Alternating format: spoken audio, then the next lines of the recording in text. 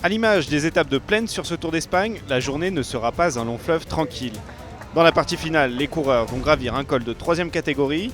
Au sommet, il restera encore 12 km à parcourir. Cette difficulté peut crucifier l'échappée matinale ou au contraire permettre une offensive des punchers. Le départ a été donné à 12h25 et dès le drapeau à damier baissé, un petit groupe de 7 coureurs fausse compagnie au peloton. Le Français Alexis Goujard et le Canadien Michael Woods font notamment partie de l'échappée.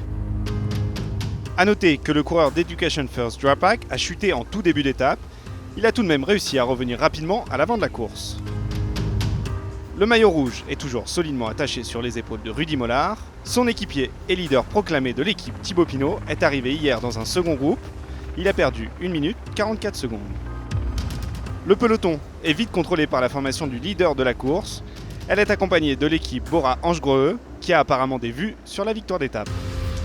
L'échappée du jour va rester à portée de fusil du groupe maillot rouge toute la journée. L'écart maximum ne dépassera pas les 3 minutes et 30 secondes. À 17 km de l'arrivée, alors que l'échappée est sur le point de se faire reprendre, une chute se produit en milieu de peloton. Katowski, second au général, se retrouve piégé dans un deuxième groupe. Malgré un bel effort, le dernier escapé de l'échappée matinale, Michael Woods, se fait reprendre à son tour à 12 km du but.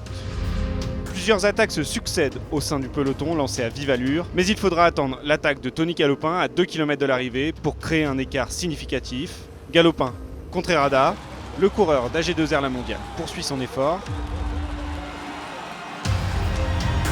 Le sens du timing couplé à la science de la course, Galopin s'impose en costaud sur la 7e étape de cette Vuelta. En puncher, le Français remporte sa 3e victoire de la saison et par la même occasion remonte au classement général à la 5e place.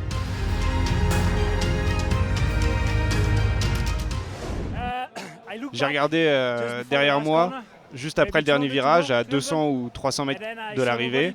J'ai vu personne. Je me suis dit qu'il fallait tout donner dans la dernière ligne droite. À 50 mètres de l'arrivée, j'ai regardé derrière moi. J'ai vu qu'ils étaient assez loin et là j'ai compris que j'avais gagné. Ouais, c'est vraiment fantastique. La Vuelta n'en finit plus de sourire aux Français. Tony Galopin s'impose avec 5 secondes d'avance devant Sagan, qui remporte le sprint du peloton. Valverde prend la 3e place. Au classement général, Katowski chute à la 6e place, Rudy Mollard conserve son maillot rouge, Valverde est 2e à 47 secondes, une petite seconde devant Buchmann qui prend la 3e place. Demain, l'une des plus longues étapes au programme, 195 km entre Linares et Almaden. Semaine de course, les organismes vont commencer à fatiguer. Une étape de transition avant la montagne ? Pas sûr. Attention au final de la course, les derniers kilomètres difficiles pourraient donner des idées aux punchers.